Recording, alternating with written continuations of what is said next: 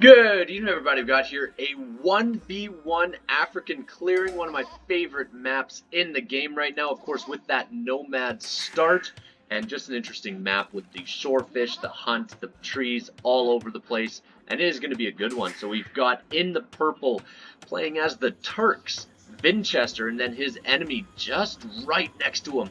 It's going to be Nicov playing as the Teutons.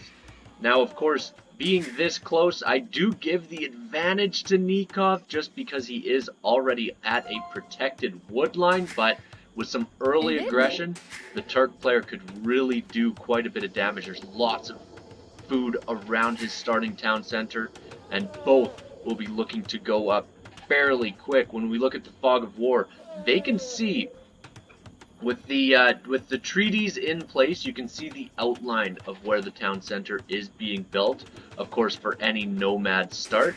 And so both of them will be aware of where the enemy is. Actually, as a matter of fact, no. Nicov hasn't spotted it yet, but he will very shortly, of course, if one of these goats goes over here, and it will be going that way anyways. So with the treaty length the way it is, it does not allow for attacks, but it does allow you to see where the enemy is for later in the game. So stop some of that Vil fight laming that we do see early on with nomads, and that can be just very difficult to deal with. Now with Vinchester's location, he does have access to lots of hunt.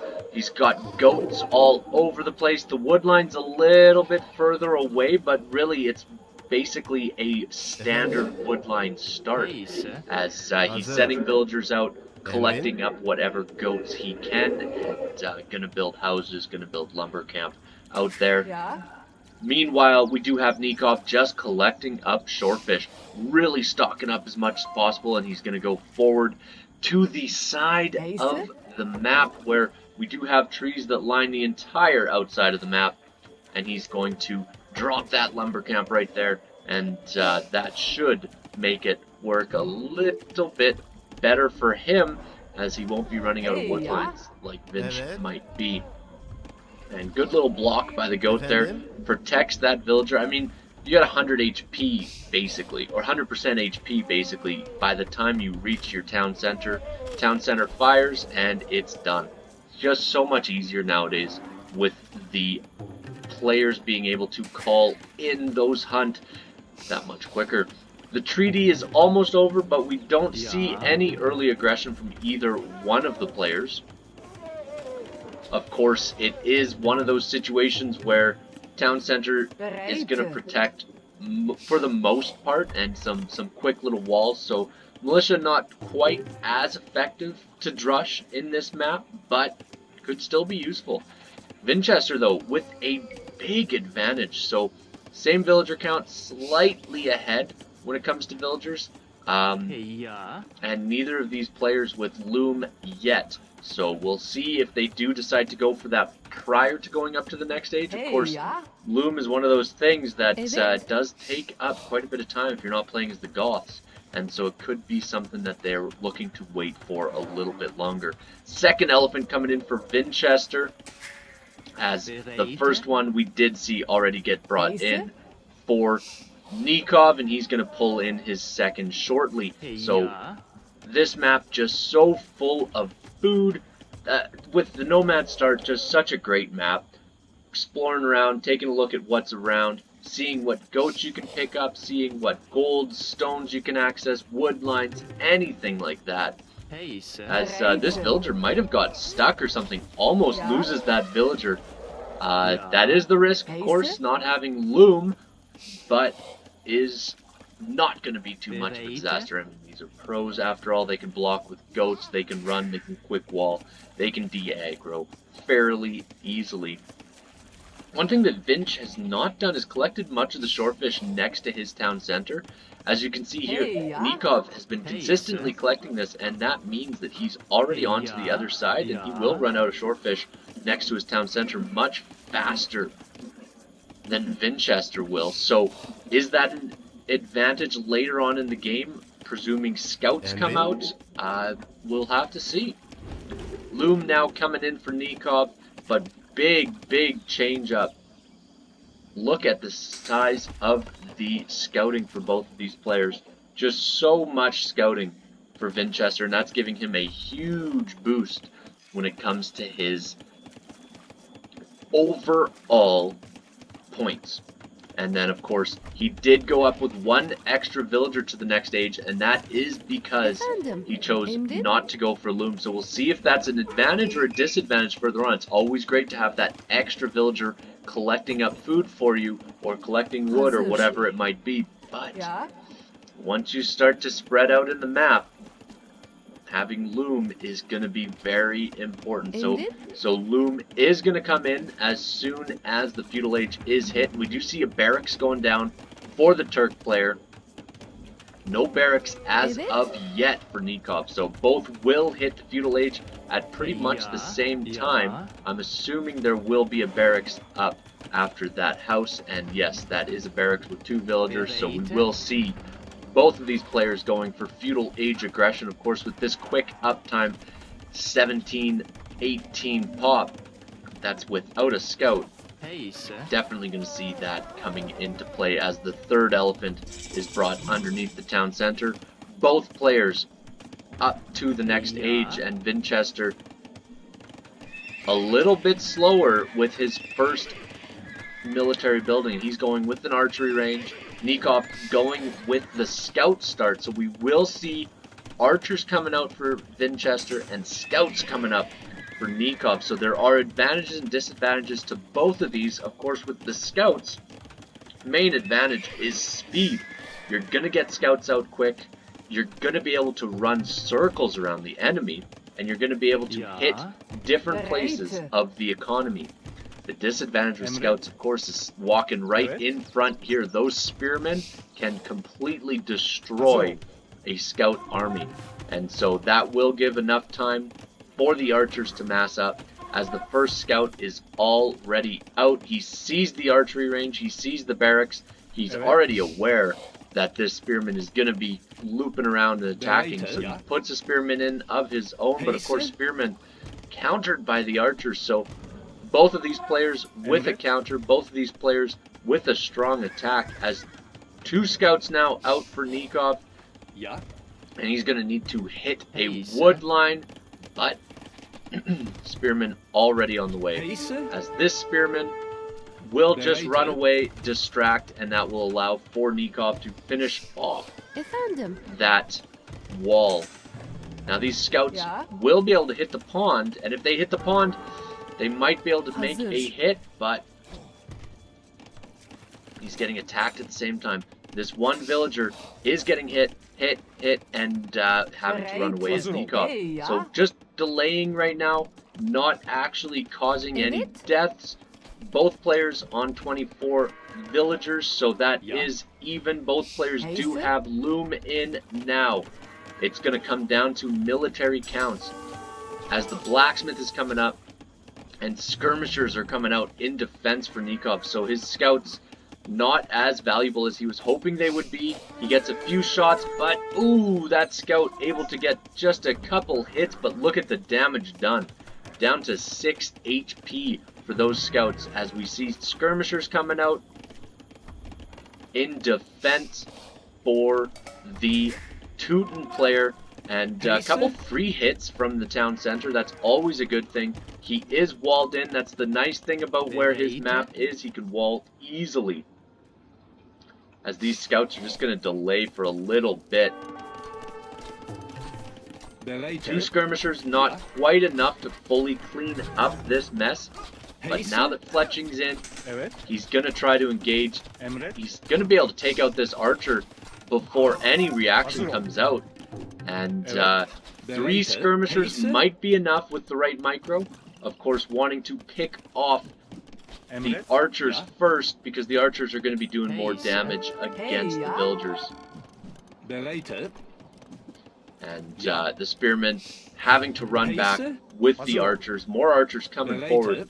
And Vinchester deciding to stay with the archers. He knows that the enemy has scouts out. He doesn't want there to be a big skirmisher army, because they can be completely wiped out by just a few scouts. And there are quite a few. There's 2 here. Oh, these are goats over here. So there's 2 scouts now for Nicov. And there's skirmishers and archers coming forward at the same time as a stable is going up for Vinchester. Of course, playing as the Turks, you do get that free upgrade when you hit the next age, so there's a little bit of a power spike for your scouts. As the scouts of Nicov looping around, and they're going to try to engage, but this one spear is honestly enough to scare away the entire army of scouts. Score-wise, very similar scores. Both have scouted out pretty well around the map, but just a little bit more messy when you have to build your wood lines. Moving the entire wood line, that is a big delay for Vinchester, and that is a big advantage for Nicov. Might get a... Oh, does split. Beautiful micro there as he runs away with the scouts. The main army of archers and skirmishers able to totally deny this wood line right now, and he's going to drop a market. We'll see if either player starts looking towards the next age in the next few minutes. Both obviously a long ways away, but just such an open map. And oh my goodness, is that going to be a free kill? That is a free kill. Beautiful play by Nicov. He picks off that villager. This other villager still not picked off, but scouts are in for Vinchester, and this army of skirmishers and 2 archers completely falling to the enemy.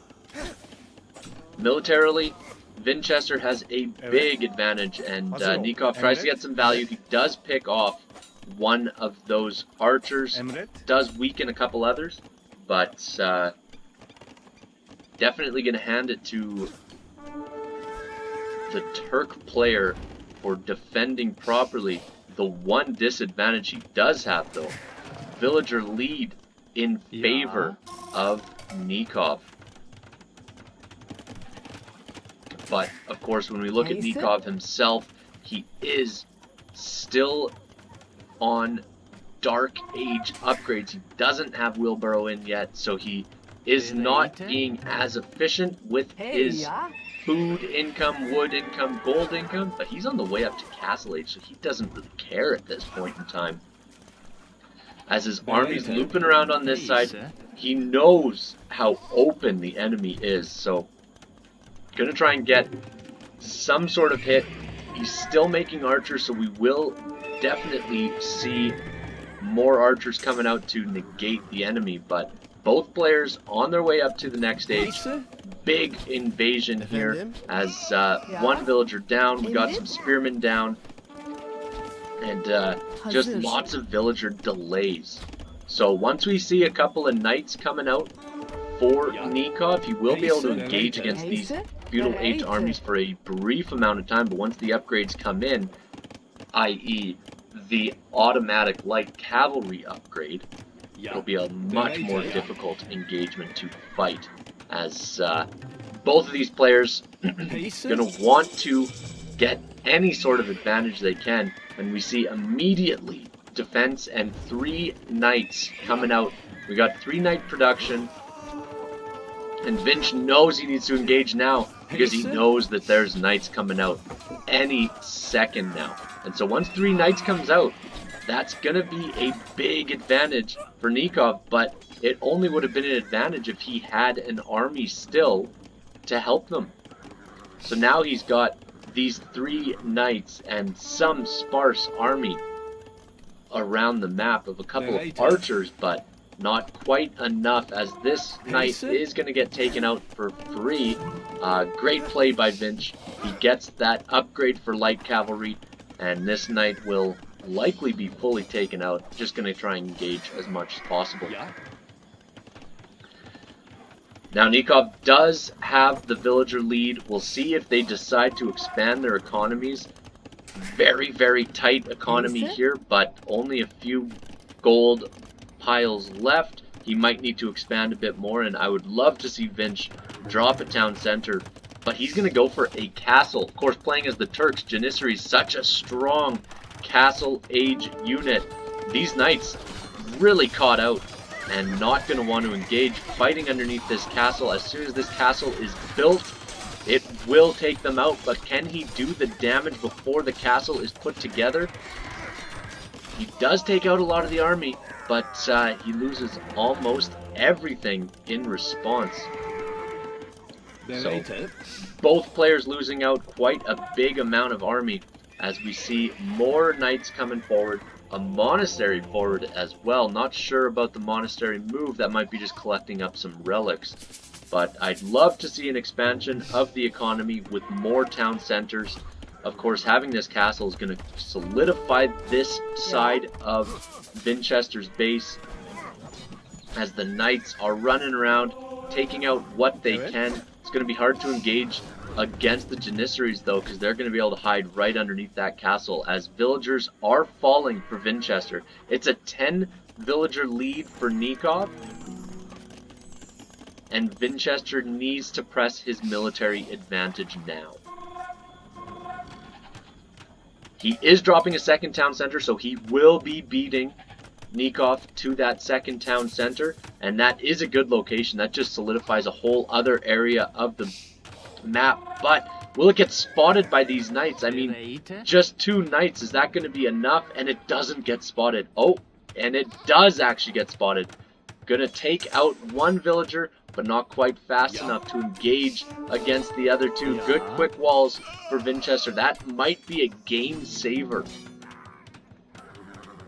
as these 2 knights just gonna stand ground for now, and the Janissaries are in. 3 knights though, 4 knights though, they're pretty weak, but might be able to engage. Skirmishers, of course, gonna do all right against the Janissaries. They just have a big range disadvantage. Skirmishers are gonna be able to get in close and engage as much as possible. But overall, Nicov in the lead when it comes to economy, just doesn't have quite as strong of a military, and once this army of Janissaries gets to a good mass, they're going to be able to one-shot anything that Nicov can make in this age. He is upgrading to elite skirmishers and trying to run in with those knights, but you can see just the amount of damage just this small amount can do against an army.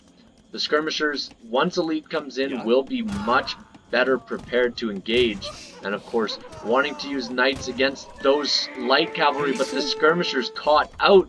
Nicov having to run back, and both of these players now having lost some economy, but the definite advantage is switched over to Vinch, as a castle is going up right in the middle of the economy for Nicov. Nicov gonna have a lot of trouble engaging against this army, so this castle is necessary. Not a good location for a castle, really, when you think of it, considering he's almost out of gold. He's gonna try to run, and what a beautiful play by Vinchester. He knows the enemy doesn't have an expanded economy, and all of these villagers running out gonna get picked off by the light cavalry. This is amazing for Vinchester. He's gonna be so happy that this is happening right now, and the castle gets put forward, but it does get denied. Of course, he doesn't lose the stone on it, but Nicov not noticing that his town center over here is being attacked. These 2 light cavalry doing so much damage, as we see the forward castle being dropped by Vinchester, and just so much being done by these light cavalry. This might be fully denied, and that is almost GG if that happens. Looks like it can be built. The town center will go up, but how many villagers were lost there? And that is the GG. What a great play by Vinchester, just continually expanding his economy, playing safe. He didn't even need to wall up at the end of the day. But great location. That's the beauty of this map, just able to expand and really take control in so many different ways.